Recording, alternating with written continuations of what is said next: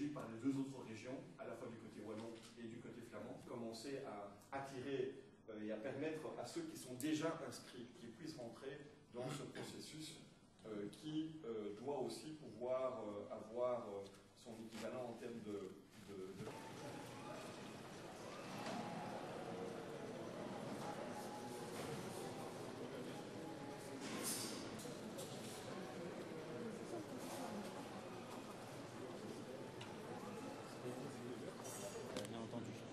Donc voilà, en termes de développement durable, en fait, le groupe Résidor s'est lancé dans la démarche à partir de 1989. Donc c'est quelque chose qui n'est pas tout jeune, ça fait déjà 21 ans, donc c'est déjà important.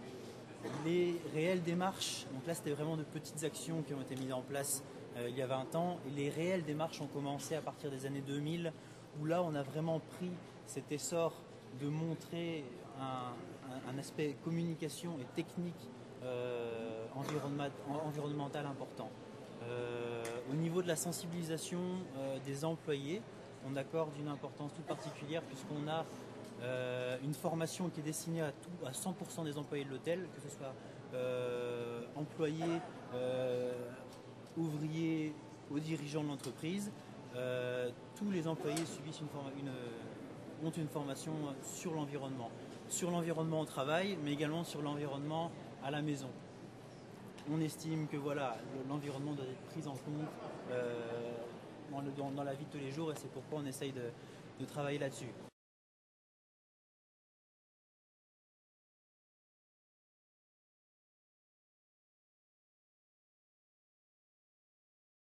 Monsieur le ministre, bonjour. Pourriez-vous nous parler un petit peu de ce qu'est la Clé verte pour Bruxelles?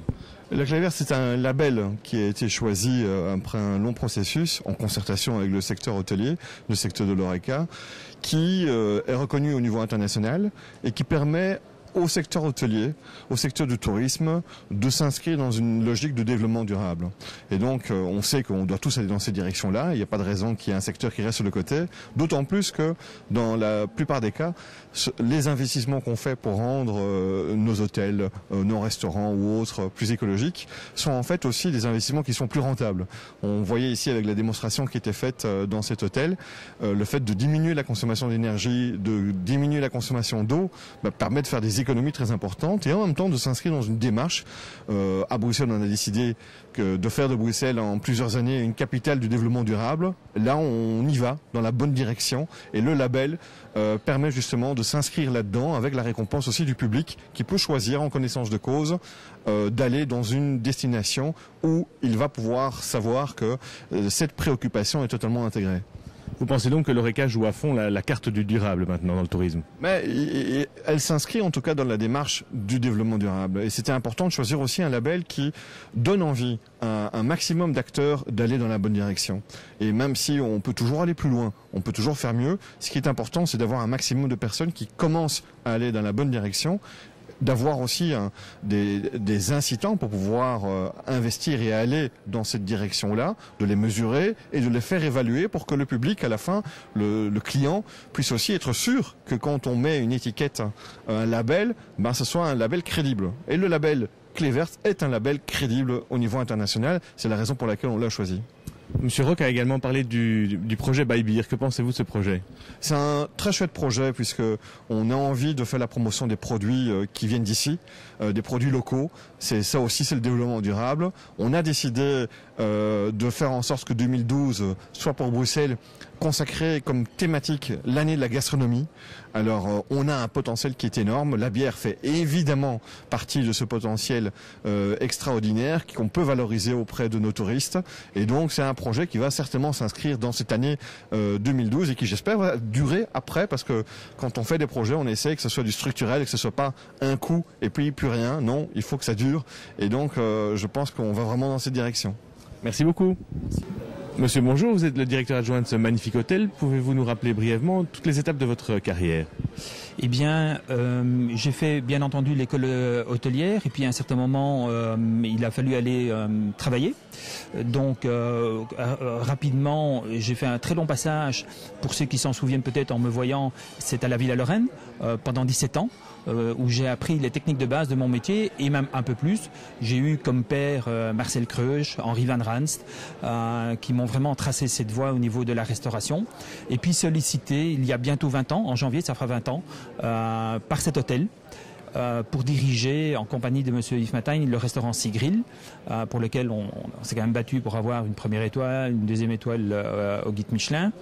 Et puis des choses qui étaient inattendues, un chemin tracé par des directeurs généraux qui m'ont encouragé à aller de l'avant, en me proposant il y a 3 ans le poste de directeur de la restauration, basé bien entendu sur l'expérience que j'avais au niveau de ce métier, et puis très récemment comme directeur adjoint de cet hôtel.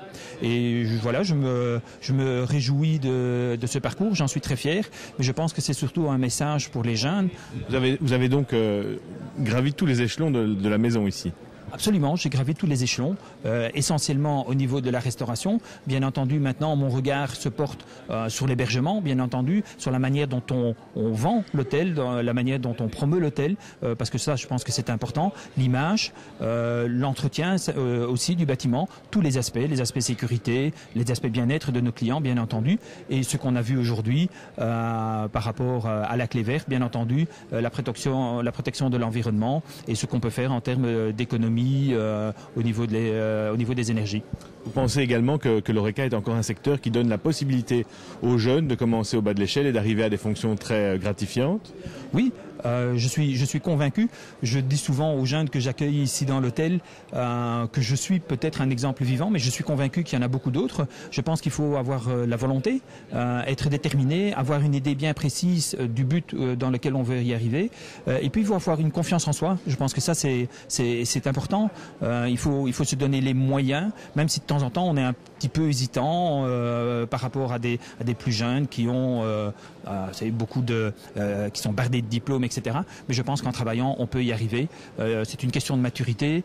C'est un métier qu'on vole un petit peu. Il faut regarder, il faut poser des questions. Il ne faut pas avoir peur. Je n'ai pas peur de dire je ne sais pas, montrez-moi. Et je pense que c'est ça qui est important. Un beau message d'optimisme pour les jeunes qui sont encore à l'école hôtelière maintenant. Absolument, tout à fait. Que ce soit dans la restauration classique, que ce soit dans l'hôtellerie, je pense que ce qu'il faut aimer, c'est le travail bien fait. Je donne souvent un exemple. Vous faites des pizzas. Faites les meilleures pizzas du quartier ou de la ville dans laquelle vous habitez et vous serez un successful story. Je pense que c'est ça le message. Qualité, qualité, qualité. Merci monsieur.